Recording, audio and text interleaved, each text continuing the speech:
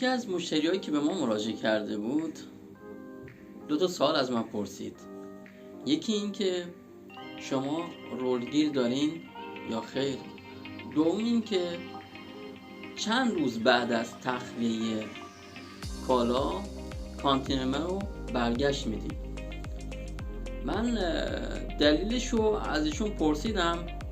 ایشون گفتن که من سری قبل که به اصطلاح این کالا رو داشتم و انبار قبلی که برده بودم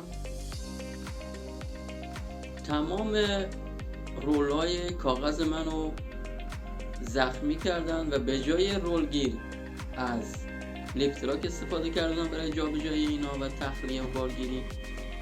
و دوم این که کانتینرهای منو بعد از اینکه تخلیه شده بود 10 روز طول کشیده بود که اینا رو برگشت بدم.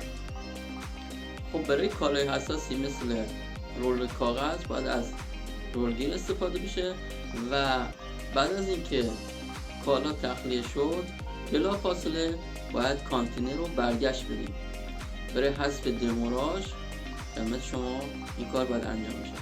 با ما بهترین خدمات و بهترین مشاوره ها رو میتونید دریافت کنید.